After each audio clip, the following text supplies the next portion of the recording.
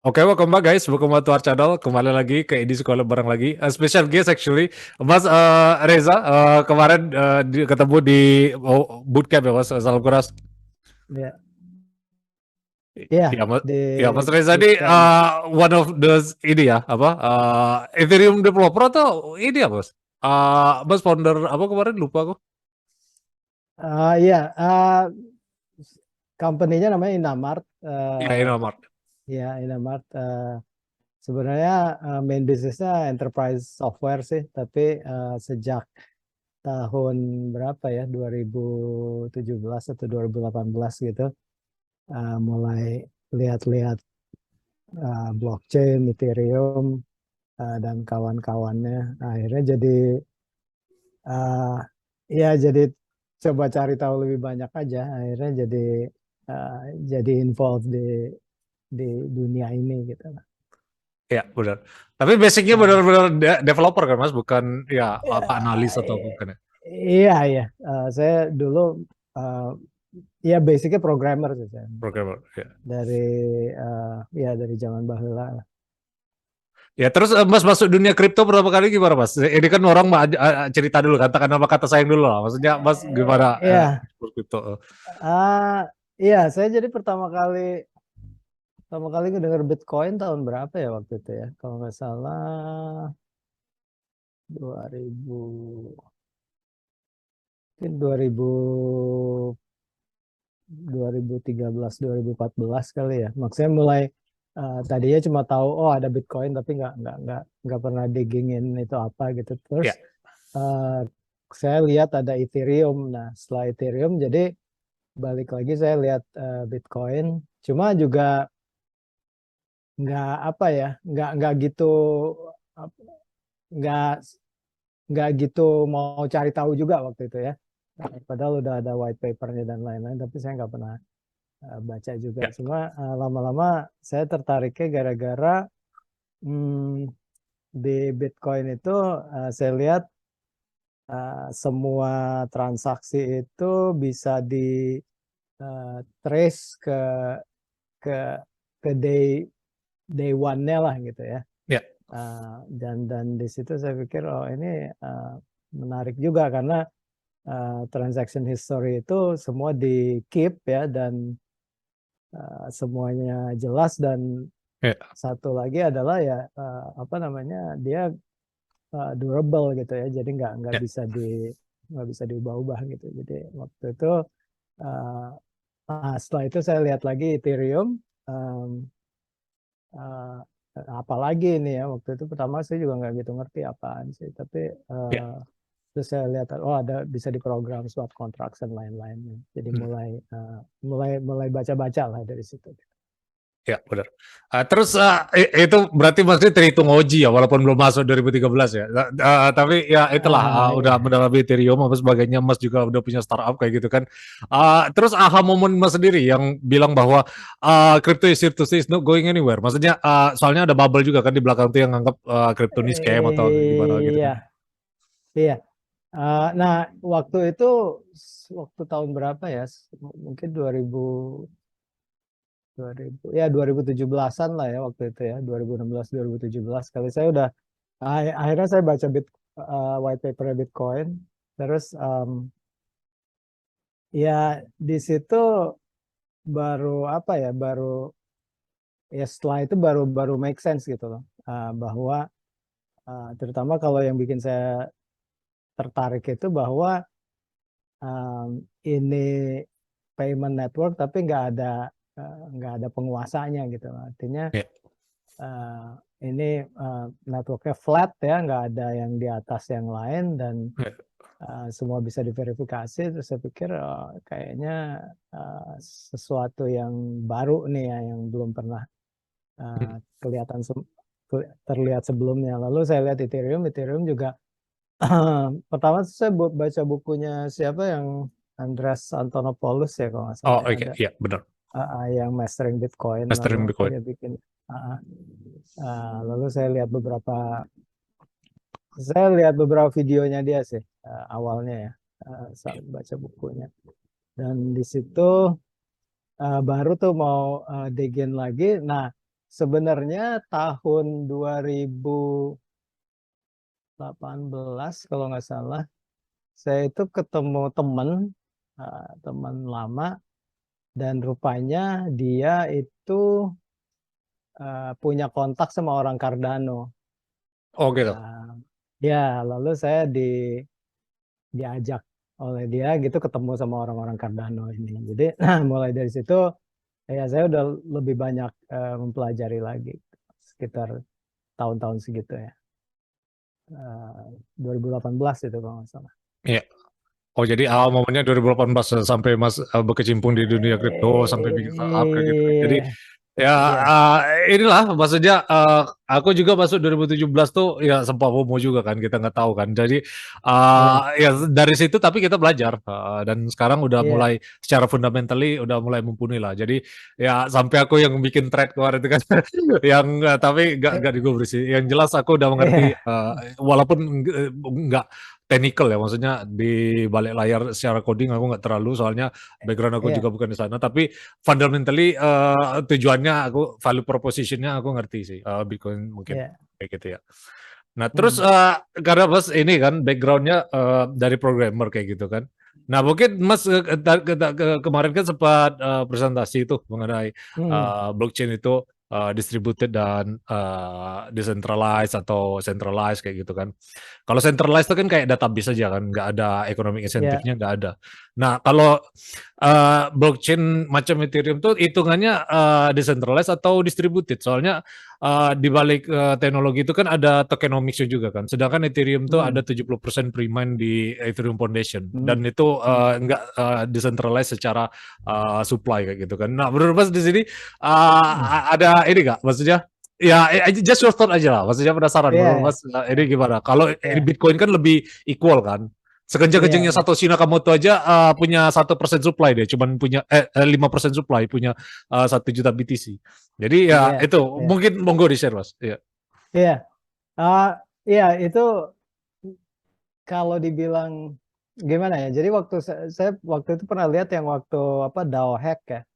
Di Ya. DAO hack yang lalu apa namanya akhirnya di forking ya jadi Ethereum Classic dan Ethereum. Tapi nah kalau saya lihat itu sepertinya ya itu sih sebenarnya salah satu proof bahwa ya nggak sebenarnya nggak totally decentralized juga gitu ya. Masih tetap ada mungkin nggak cuma satu orang yang megang kuncinya ya, tapi kalau sekelompok orang ternyata setuju gitu bahwa oke kita rollback transaksinya, Ya.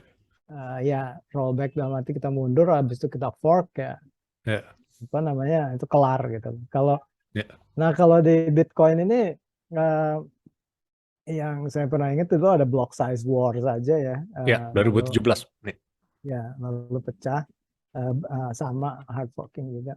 Jadi awalnya tuh saya memang pertama kali saya melihat Bitcoin, lalu saya lihat tuh Bitcoin kok programmingnya kan limited ya. Jadi saya lebih Ya.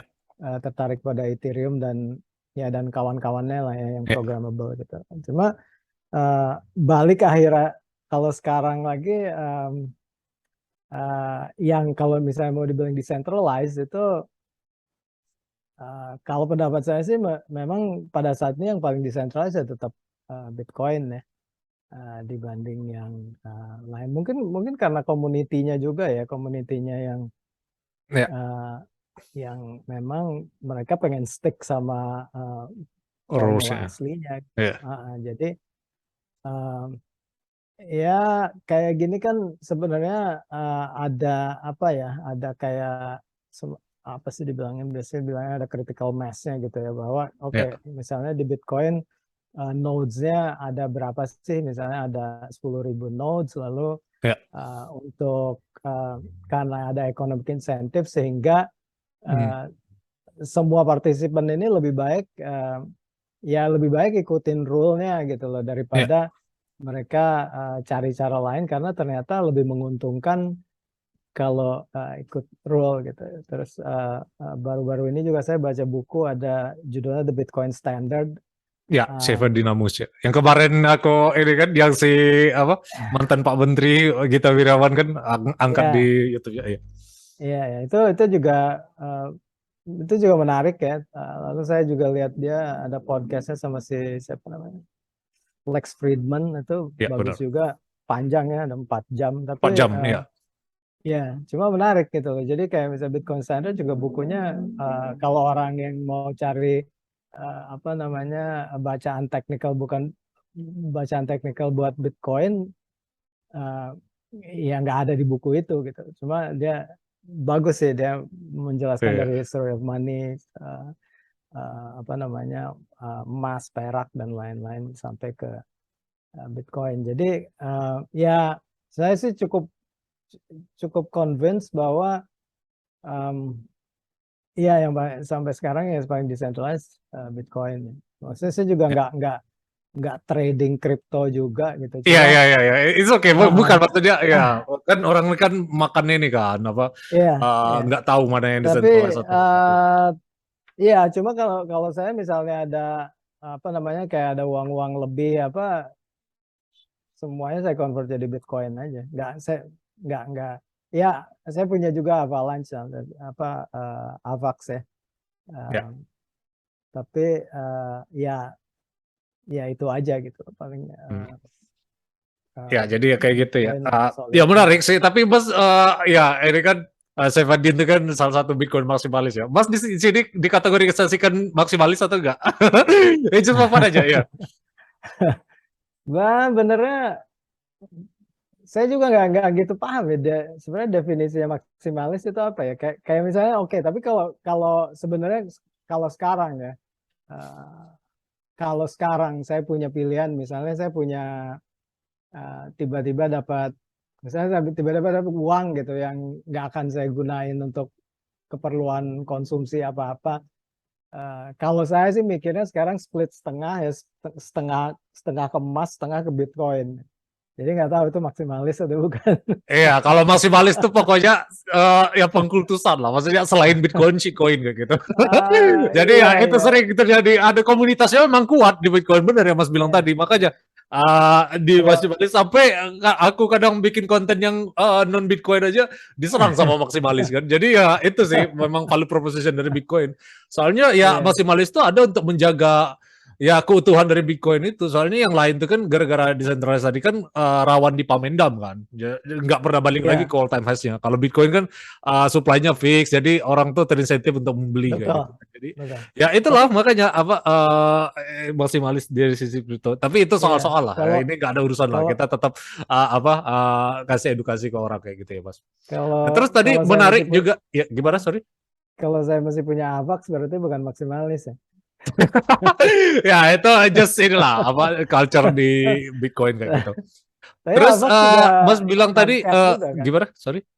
Iya, Avax juga kan ada hard cap-nya juga kan. Ya, Iya, berapa tapi ada Bitcoin. issuance ya, ada yang issuingnya kan. Kalau Bitcoin kan Oh benar-benar iya, ini apa? Ya protokol kayak gitu kan. Ya nggak ada yang iya, issuance-nya kan. Iya. Terus juga hard money, ya kayak gitulah. Yang jelas iya, iya. itu soal-soal tentang masih balis atau enggak kayak gitu. Terus tadi Mas sempat mention tentang ya Mas kalau mungkin di Bitcoin agak susah ya masalah programmable money terus decentralized app kayak gitu. Tapi Ethereum lebih advance lah when it comes to like ya programmable kayak gitu. Nah menurut Mas di sini Hmm. kenapa orang build on top of Ethereum ketimbang Bitcoin Mas? Apa Bitcoin ini emang ya nggak bisa mengikuti? Apa emang value propositionnya aja yang beda atau gimana? Sebenarnya Bitcoin itu ada ininya juga ya, ada kayak essentially sebenarnya ada smart contract-nya juga, cuma smart contract-nya limited untuk transferring uang ya, transferring Bitcoin-nya ya, cuma satu step itu aja gitu. Ya, Kalau si Ethereum ini kan memang lebih fleksibel ya, artinya kita mau program si smart contract ini dengan cara apa yang kita mau, itu uh, bisa gitu ya. Walaupun sebelumnya juga Bitcoin kan uh, apa ya, pernah ada ya attempt untuk extending Bitcoin kayak zamannya dulu, apa kayak colored coins ya dan lain-lain. Walaupun sekarang juga ada, saya pernah ngikutin ada company namanya Blockstack. Uh, oh ya, Blockstack itu. Stack tahu yang Munib kan ini CEO-nya Iya, Munib ya, gitu Stack ya Munib tahu Ali. apa. Itu saya juga ngeliatin itu gara-gara waktu itu saya baca buku apa ya yang Life After Google kalau nggak salah itu Iya, ada dia namanya juga domain punya baru. ada domain sendiri kan. Kalau INS kan .eth kan. Kalau BTC Iya, di balik stack tuh .btc kan. Iya. iya, iya. Jadi, nah ini juga saya juga nggak gitu tahu detailnya, tapi bayangan saya sih di si apa namanya si Stacks ini dia ya Stacks-nya sendiri programmable ya. Cuma dia Ya, kayaknya untuk assets-nya dia bisa pakai Bitcoin. Detailsnya tapi saya nggak ya, gitu ya, ngerti. it's okay ya. Uh, jadi dalam hal itu ya memang pada saat ini masih didominasi Ethereum dan EVM chain lainnya gitu ya. Ya, Kalau kita lihat kayak EVM misalnya compatible lah. Ya. kayak Avalanche juga Avalanche punya contract chain ya punya satu chain namanya C-chain contract chain dan defaultnya itu pakai EVM gitu ya. Walaupun sebenarnya pakai virtual machine apapun bisa gitu ya. Tapi yang mereka kasih by default itu EVM ya. Kenapa? Karena popularitinya EVM dan Solidity juga gitu ya. Kayaknya masih paling banyak developer. Ya iya sih. Iya jadi ya kayak gitulah. Maksudnya kalau Bitcoin ini memang hard money ya. Jadi bukan memang untuk programmable. Jadi kayak digital gold aja kan. Kita nggak bisa Iya. program anything on top of it kan. Paling ada yang sisi smart contractnya bukan smart contract juga sih, tapi lebih kayak privacy features-nya aja kayak Sovok kayak gitu. Kalau Mas pernah dengar Taproot kayak gitu kan, baru Hmm. diimplementasikan. Cuman ya itu apa nggak se fleksibel Ethereum lah. Soalnya apa purpose-nya juga beda kan. Kalau Ethereum kan Hmm. mungkin ada orang anggap Bitcoin ini digital digital gold, kalau Ethereum digital oil kan. Jadi ya kayak gitulah ininya apa Iya analoginya mungkin. kayak gitu. Ya. Dan ya terus ini juga menarik juga disebut decentralized kan. Jadi kalau kita nature dari decentralized itu kan kecenderungan kita censorship resistant kan, immutable. Di Bitcoin sendiri yang Mas bilang tadi sejauh ini belum pernah di rollback kan, sedangkan di Ethereum pernah di rollback. Pernah juga di apa? Ya walaupun secara transaksi masih bisa apa lanjut, tapi IP-nya masih bisa di-ban, Mas. Nah, itu sempat berlaku kemarin pas Ukraina perang sama Rusia kan. Nah, jadi IP Hmm. address-nya di-ban. Jadi benar-benar immutable atau enggak Ethereum atau enggak nih? Maksudnya benar-benar decentralized atau enggak? Maksudnya ya Mas tadi kan sempat sebut yang benar-benar decentralized mungkin Bitcoin ya. Tapi Hmm. from point of view aja kalau Mas dari developer perspektif ban IP itu benar-benar Iya. ini enggak apa menjadi indikator decentralized atau enggak? Ya sebenarnya sih kalau kalau mungkin dari selain Bitcoin ya, selain Bitcoin pada saat ini eh, dari segi decentralized-nya, kalau dilihat dari jumlah nodes-nya aja kan kayaknya nomor dua setelah Bitcoin itu Ethereum ya, seingat saya ada 3.500 node. Saya dibanding kalau kayak dengan Avalanche yang cuma node-nya ada berapa 1.000 atau 1.500 ya. Dan ya apalagi kalau misalnya kita mau bandingkan dengan chain lain yang lebih ya boleh dibilang lebih performant ya karena juga mungkin antriannya nggak sepanjang Ethereum seperti BSC gitu. BSC itu kalau nggak salah ada validatornya ada 21 gitu dan itu owned by Binance semua gitu. Jadi selama Binance punya insentif untuk ngidupin BSC ya nggak masalah gitu ya. Tapi kalau mereka mau shutdown satu set of validators itu ya nggak ada yang bisa apa-apa juga gitu. Nah, kalau mengenai ban IP, saya juga nggak tahu detailnya apa ya, Ya, it's okay. Ya, how it's okay. ya maksudnya gimana mereka ngebannya karena um, I mean kalau misalnya kita punya node ya, mungkin within kayak misalnya saya ngebayang kalau misalnya di Indonesia, anggaplah misalnya kita involved di kripto lalu kita di blok gitu ya. Bisa aja sih traffic itu kan tetap bisa di apa namanya dibaca gitu ya. Dibaca dalam arti ya bukan dari IP-nya aja, dari portnya, dari payloadnya segala macam kalau ada kayak Cina punya The Great Firewall ya bisa-bisa aja gitu. Jadi uh, emang apakah completely decentralized? Well, dalam case itu ya mungkin si node ini tidak bisa communicate keluar ya, Ya, keluar dari Indonesia misalnya gitu. ya, Tapi within di dalam Indonesia sebenarnya ya mereka tetap bisa synchronize ya. ya. Suatu hari misalnya bandnya dilepas ya mereka akan semua Hmm. akan coba synchronizing juga. Tapi kalau menurut saya yang paling apa ya, um, yang paling menarik itu adalah kalau kita eh, kalau misalnya kita ngomongin crypto assets ya, kita misalnya punya crypto assets kita punya Bitcoin, kita punya Ethereum, eh, yang ada di network itu sebenarnya adalah kayak catatan akuntingnya kan. Si ini punya apa, si ini punya apa gitu. Dan itu terdistribusi di seluruh dunia dan itu ditentukan oleh private key yang kita punya ya. Sehingga Ya, kalau kita bisa ingat ada mnemonic 12 biji itu kita ingat di kepala gitu ya, kita bisa ya, nyebrang border bawa duit sebanyak apapun ya, ya, nggak ada evidence-nya gitu kecuali kalau ya. apa namanya kecuali kalau otak kita bisa dibaca gitu. Ya Iya, itu yang ya kalau menurut saya yang interestingnya di situ gitu bahwa sebenarnya kayak misalnya kita punya uang sekarang, em, ya uh, ya kalau misalnya kita punya sesuatu yang kita punya uang di bank lah, lalu sebagai orang di Indonesia, uh, siapapun misalnya nggak nggak setuju atau nggak suka sama yang kita perbuat gitu ya, itu bisa di freeze ya. iya, Kalau memang. zaman dulu kan orang naruh di Swiss Bank ya, di Swiss Bank Ya, katanya, tapi buktinya waktu yang apa, ya yang ada isu-isu terorisme segala macam yang uangnya di ya, Swiss Bank bisa di freeze juga gitu. Jadi ya. ya nggak ada guarantee ya, nggak ada Iya, guarantee apalagi kalau udah talking about digital money ya, kayak digital money, apa namanya yang based on uang negara ya, misalnya fiat money yang didigitize itu sebenarnya lebih dangerous lagi gitu karena iya benar sih. kalau kalau Ah, negara yang nggak suka sama kita, dia kita bisa diapa-apain gampang banget eh, gitu. iya Uh, gampang lah.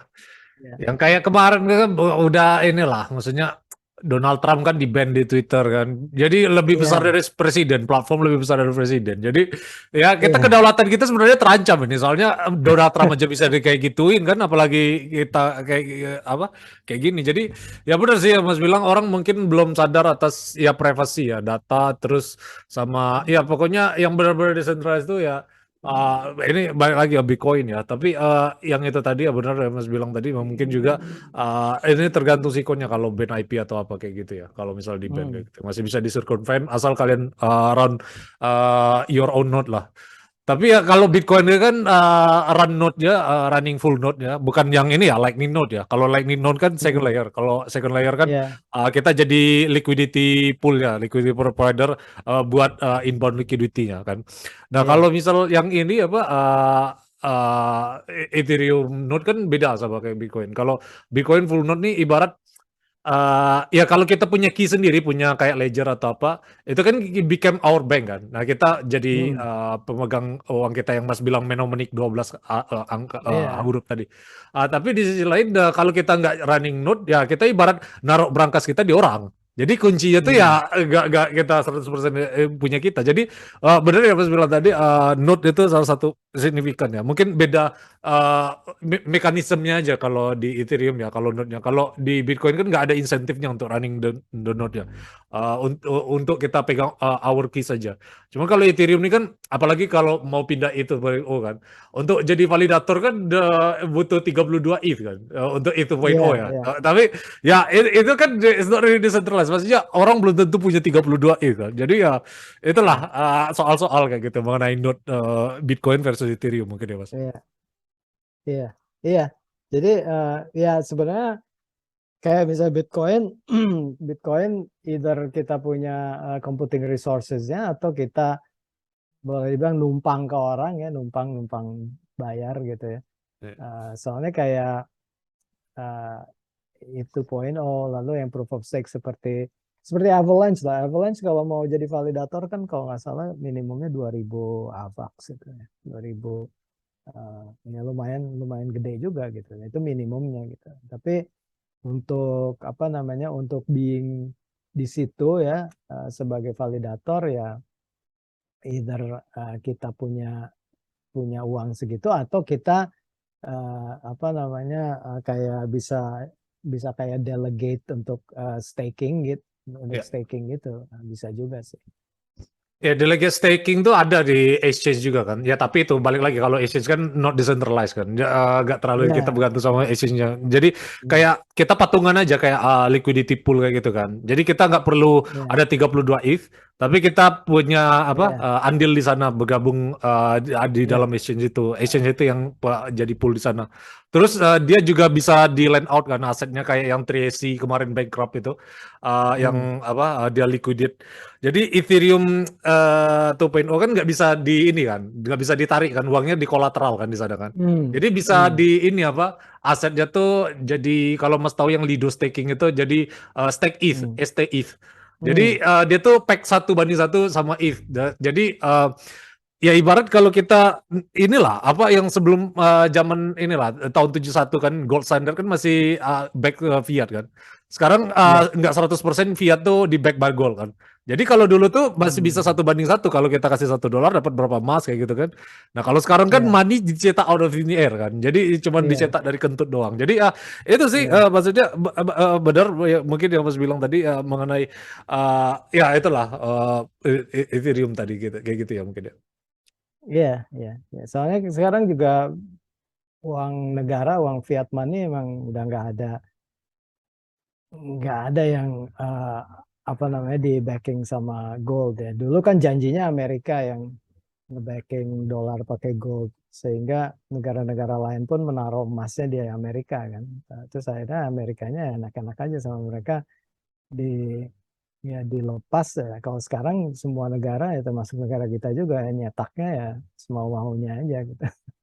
Ya itulah itu soal-soal lah. Yang jelas kita udah tahu sistem dunia ini bekerja, Iya, makanya ini jadi value proposition yang penting dan kita terus edukasi ke orang kayak gitu ya Mas mungkin. Ya terus juga Mas pas presentasi kemarin menyebutkan RPC ini balik lagi masalah desentralisasi atau enggak kan. Salah satu RPC itu uh, uh, Invura kan. Tapi sempat juga ini apa waktu itu ya take down, shutdown ya karena nggak benar-benar decentralized kan. Itu jadi Hmm, menurut Mas ya ini masih decentralized apa enggak yang RPC kayak Invura kayak gitu ya walaupun kita nggak tergantung sama dia kan bisa pakai service yang iya, lain. Tapi ya iya. tetap aja kan apa nggak terlalu decentralized bagi RPC masalah RPC. Iya, iya, iya. Itu mereka nodes ya, tapi biar gimana kan Ya, nodesnya yang manage mereka ya. Sebenarnya sih kalau kita mau manage node sendiri juga bisa, tapi again kalau kalau saya sekarang kebanyakan servers dan lain-lain ya, itu di cloud ya, either di ya benar. DigitalOcean atau di AWS gitu. Nah kalau misalnya kita punya node di AWS juga sebenarnya ya, AWS-nya sendiri centralized. Jadi kalau Makanya misalnya iya. ya Ya ya kan tetap Ethereum aja sendiri gitu. ya walaupun nggak 100% ya mungkin 90 sekian persen lah masih bergantung sama AWS juga kan. Jadi ya Iya, itulah makanya kemarin pas di apa developer core meeting itu yang Ethereum 2.0 mungkin ya ini apa kita kan masih nggak tahu ke depan kayak gimana kan. Tapi indikasinya bakal ke arah lebih centralized Ethereum 2.0 itu. Soalnya dia juga udah megang supply udah lebih banyak kan. Walaupun mereka ngeburn berapa, tapi kalau dia megang terbanyak supply, terus supply-nya kita nggak tahu berapa, jadi ya apa yang dibakar iya, kan secara logika kan. iya, Itulah aku nggak iya, ngerti apa ya ultrasound money itu yang kayak gimana yang dibilang ya iya, makanya agak ngerti lah. iya. Iya, biar gimana kan emang ada dulunya emang sejarahnya ada pre-mine-nya kan Iya di makanya itu yang di Ethereum itu. Iya. 70% Jadi tadi. emang iya jadinya um, ya certain people memang punya power lebih ya. Uh, Hmm. walaupun saya juga nggak, again saya nggak gitu ngerti tentang kayak fluktuasi kripto dan lain-lain. Cuma saya pikir juga seperti Bitcoin kan ada orang-orang yang memang masuknya early ya, Ya, dan ada beberapa pihak yang memang mereka menguasai cukup banyak Bitcoin sampai bisa ya, ngerakin market gitu ya. Um, ya itu sih yang masih masih ya masa kejadian sekarang gitu loh. Cuma ya, kalau misalnya dilihat dari tadi ya bahwa Bitcoin ini limitnya 21 juta, lalu apa namanya growth uh, kalau si Bitcoin standard itu bilangnya stock to flow ya itu. ratio-nya uh, uh, jadi kayak misalnya dia kasih contoh emas itu growth-nya itu 1 tahun sekitar 1,5% gitu ya, dan stoknya itu memang tidak dikonsum gitu ya, cuma Ya, ditumpuk aja ya ya kayak Bitcoin gitu ya, basically orang uh, Bitcoin itu ya di stack ya, ya, untuk ya kayak digital gold aja. Kalau saya sih uh, lebih ngelihatnya kayak gitu ya. Uh, ya. Cuma kalau mengenai fluktuasi harga apa Iya, ya, itu ini itu lain bisa soal lah. Ya, dilacak. Mas nggak terlalu Ya. inilah apa itu masalah itu. Ya, jadi ya itu ya guys, perdebatan centralized dan decentralized kalian bisa tentukan sendiri. Yang jelas kita udah jabarkan ide ya, apa definisinya. Kalian bisa apa tentukan sendiri lah itu decentralized atau enggak kayak gitu ya, Bitcoin atau Ethereum kayak gitu. Nah, terus ini karena kita udah mau the merge nih Mas, Ethereum nih kan, the Mhm. biggest update in history. Jadi ini bakal menentukan Ethereum ini bakal arah kemana kan. Jadi kalau misal ini fail projectnya ke arah depan, ke masa depan nih bakal ya ini berpengaruh sama kripto lah yang jelas. Pun sebaliknya kalau berhasil otomatis bisa Hmm. berbanding lurus sama development dari Ethereum kayak gitu kan, apalagi Hmm. L2 kayak gitu. Nah, Bas Hmm. sendiri di sini ya karena Bas basic ya bagian programming ya, walaupun nggak terlalu ini involved di Ethereum programming juga. Yang Mas anticipate dari Ethereum 2.0 ini apa aja, Mas? Mungkin ada juga kan yang apa split chain yang Mas sebutkan block size war tadi kan. Nah, tapi itu Iya. block size war itu kan mereka pengen menggagalkan quote on quote Bitcoin ya, menggagalkan ya, quote on quote Hmm. menggagalkan Bitcoin ya Hmm. waktu itu. Hmm. Mungkin Mas bisa share ini ya your thoughts mengenai ini apa perbandingan block size war sama split chain ini. Soalnya kita tahu juga yang Mas sebutkan tadi juga kan Ethereum juga sempat fork juga jadi Ethereum klasik kan. Ini Hmm. juga Hmm. tapi ada yang nganggap juga pas Ethereum 2.0 dia bakal split chain juga jadi Hmm. ETH2 versus POW ETH. Jadi masih ada Iya. miner yang nggak setuju. Nah Oh, itu ya oke. Mas bisa elaborate nggak ya? Oke. Ah, Kelihatannya sih ya, again saya nggak gitu ngikutin Ya block okay, ini ya. it's okay. Ya, your Ah, thought aja. Ya, tapi tapi em, sepertinya ya karena ini yang di drive sama eh whatever namanya, saya apa, Ethereum Foundation kali ya, yang ini ya Vitalik ya. iya, Vitalik dan kawan-kawan lah, bahwa ini akan jadi proof of stake Ethereum 2.0 udah lama sekali gitu. Dan memang scaling di Ethereum ini karena apa namanya? Ya pertama karena trafficnya ya, karena ya awalnya sih memang berawal dari yang tadi kita bicarain bahwa eh, kebanyakan user itu menganggap bahwa ya Ethereum ini yang paling decentralized gitu ya, dibanding misalnya contohnya tadi BSC misalnya ya. Jadi dianggapnya the most decentralized lah untuk yang programmable ini. Sehingga uh, networknya jadi rame, lalu congested, lalu uh, ya dengan sendirinya pasti uh, seperti gas price itu pasti dengan sendirinya naturally pasti naik gitu ya, karena untuk untuk fighting congestion juga. Nah sekarang kan dengan Ethereum 2.0 ini dengan proof of stake, kayak harapannya bisa speeding up things lah ya. Lalu salah satu juga sebenarnya yang ditekankan oleh mereka ini adalah layer 2 ya, layer 2 kayak rollups ya, entah itu ada ZK rollup atau apa yang optimism tuh optimistic rollups ya. Um, dan misalnya layer 2 seperti Polygon ya, walaupun Polygon yang saya juga sering pakai Polygon sih, Polygon yang POS itu kan banyak yang klaim bahwa it's a centralized chain gitu loh. Jadi walaupun dia tetap ada checkpoint ke Ethereum, tapi kebanyakan masih underestimate itu it's a centralized chain. Nah, tapi kalau saya mungkin juga agak distracted ya, karena ada beberapa teknologi baru seperti yang Sharding ya. iya, kalau saya lihat yang ini yang modular ya, ada chain Oke. namanya Celestia. Celestia ini juga basically execution layernya kayak roll up gitu ya, kayak roll up untuk scaling Zero knowledge ya.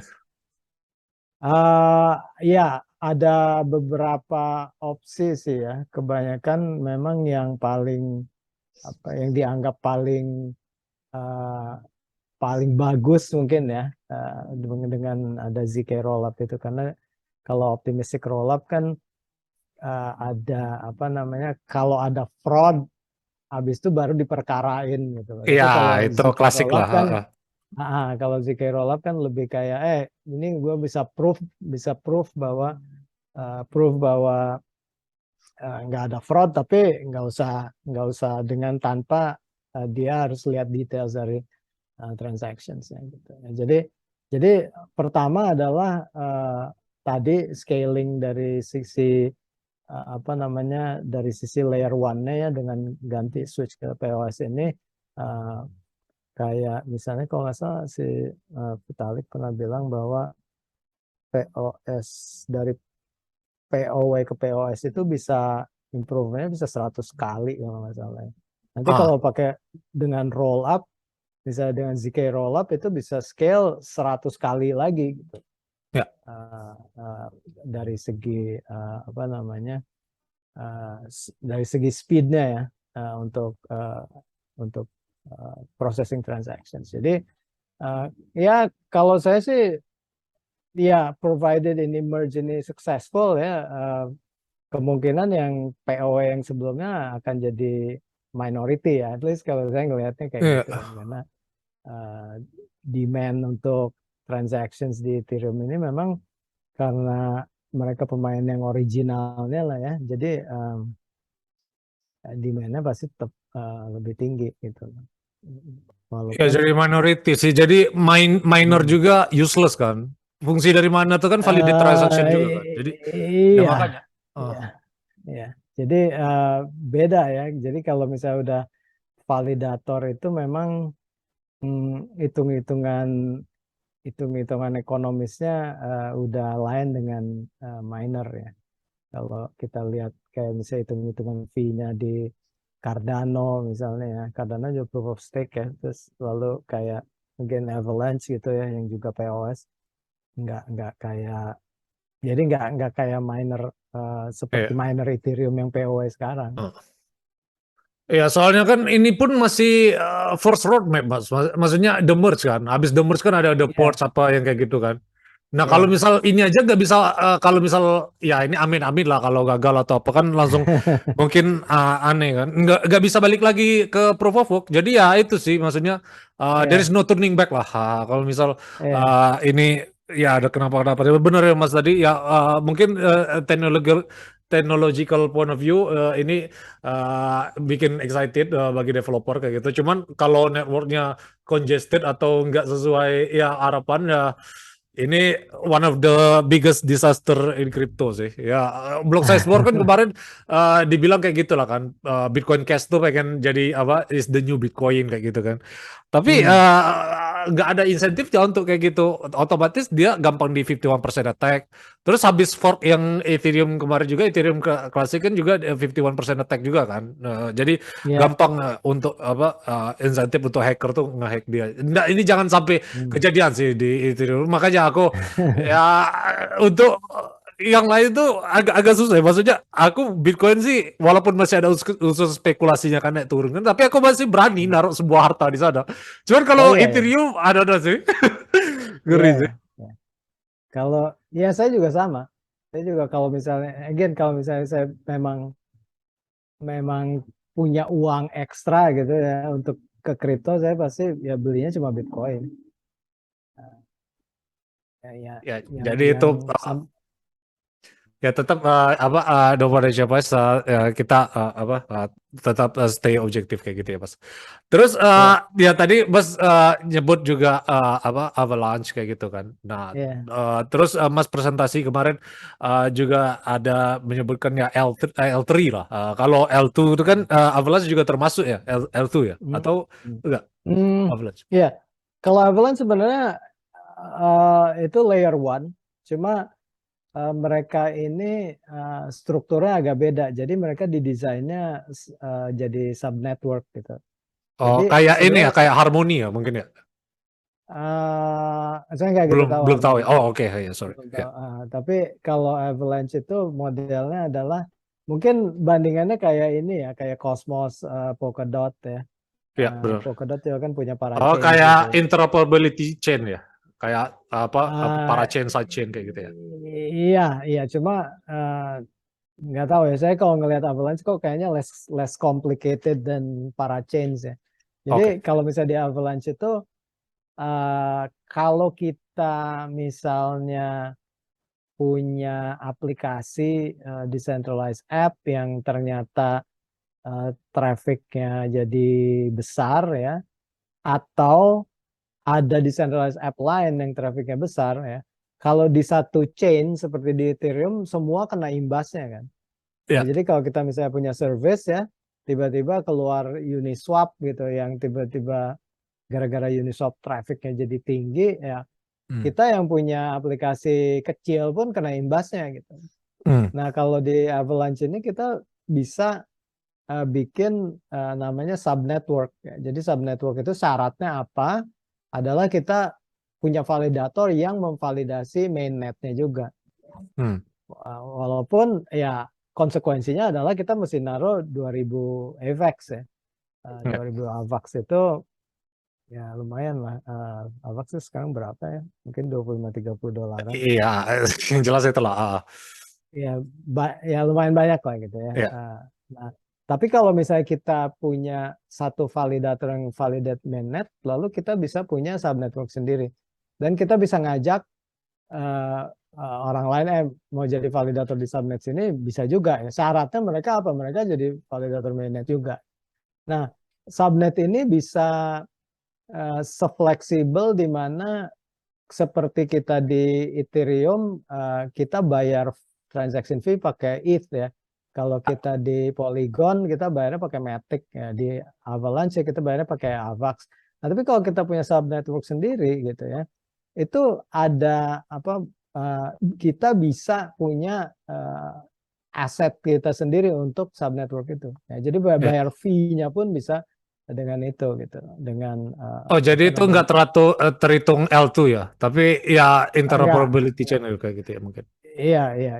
Jadi syaratnya pokoknya kalau kita mau punya subnet ya kita mesti ikut ngevalidate uh, mainnetnya gitu. Nah, ini Oh, yang gitu. kemarin yang saya lihat yang Celestia juga modelnya agak seperti itu, cuma berbeda di mana dia apa namanya execution layernya sama settlement layernya tuh beda dan modular gitu ya. Jadi lebih lebih lebih loosely coupled daripada uh, Avalanche ya. Walaupun mereka mainnetnya belum launch ya, baru Ya. kalau nggak salah tahun depan. Uh, tapi itu salah satu yang kalau menurut saya cukup menarik ya. Ada hal baru seperti itu. Dan Avalanche juga kalau dilihat dari dari segi transaksi mereka juga udah mulai growing lah. Ya masih kalah sih sama Ethereum ya. Cuma Ya. ya itu ya sebenarnya banyak alternatif lain sih Ya. yang bagus ya. Walaupun ya terutama sekarang ya misalnya orang-orang bertanya-tanya tentang Ethereum gimana nih setelah merge, which saya juga nggak clear juga Iya, bahwa benar.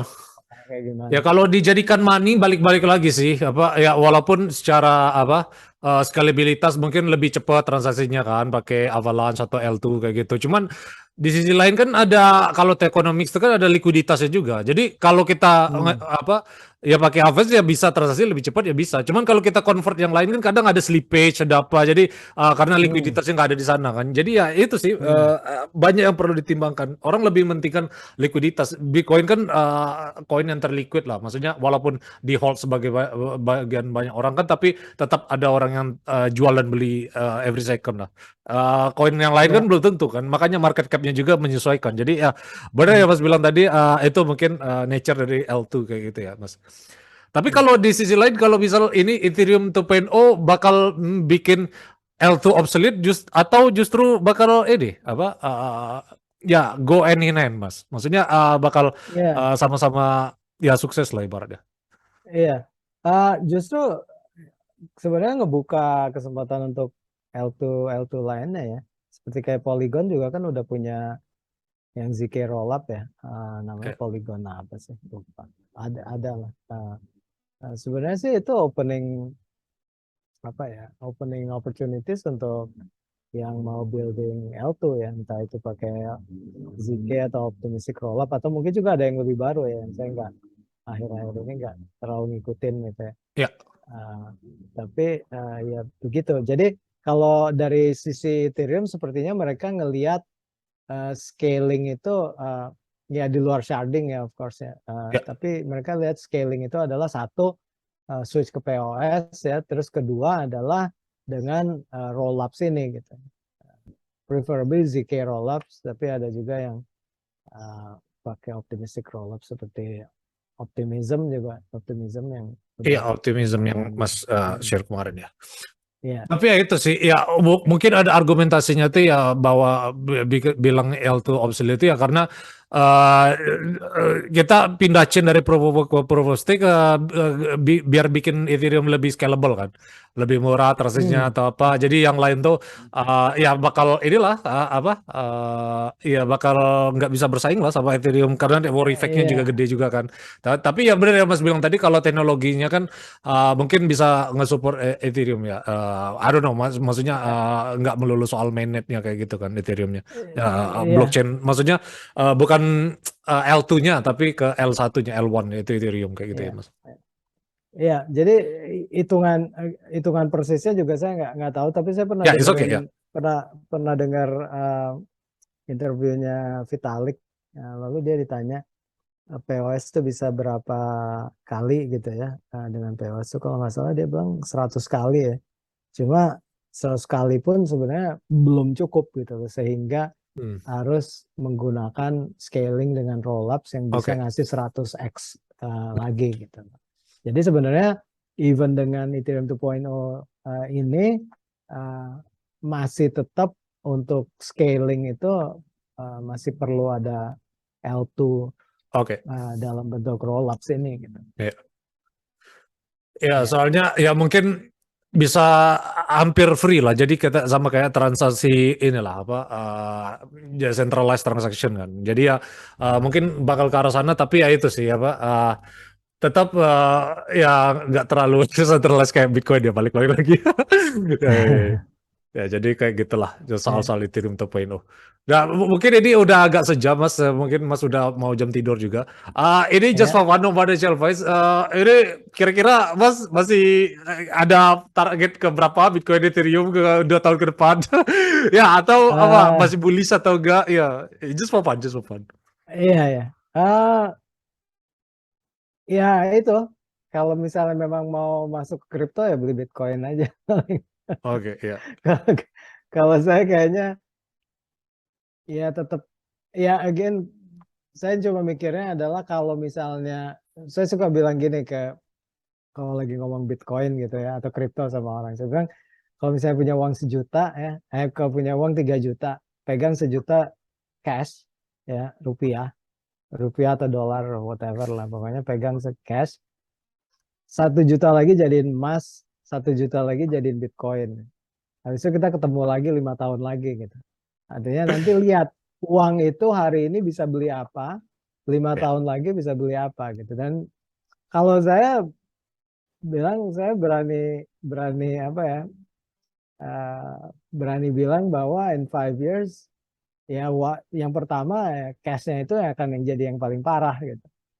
Ya. Dan emas atau Bitcoin, misalnya Bitcoinnya um, apa namanya, situasinya lagi ya mungkin dia fluktuatif. Tapi kalau misalnya kalau kalau saya kayaknya cukup confident ya kalau time time span-nya itu Ya. kita ngomong jangka panjang 5 atau 10 Time tahun horizon, sih, ya. ya. Nah, itu uh, uh, kalau VS emas belum tahu ya, tapi Iya, exactly, it's okay, ya. ah, Gak ada yang tahu lah. tapi nggak ada yang tahu. Cuma kalau keyakinan saya kalau megangnya between 5 to 10 years tuh mestinya nggak usah takut gitu. Ya, benar. At least saya sendiri punya keyakinan itu. Ya, benar. Jadi ini tetap non financial advice, tapi intinya Mas masih bullish untuk berapa tahun ke depan kayak gitu ya. Iya, Ya udah, iya, jadi iya, mungkin iya. kayak gitu. Mungkin that's it for today. Thank you Mas atas waktunya. Sukses terus untuk karirnya. Guys, kalau kalian penasaran tentang Mas Reza, aku bakal share link deskripsi. And leave a like and subscribe to our channel ya guys.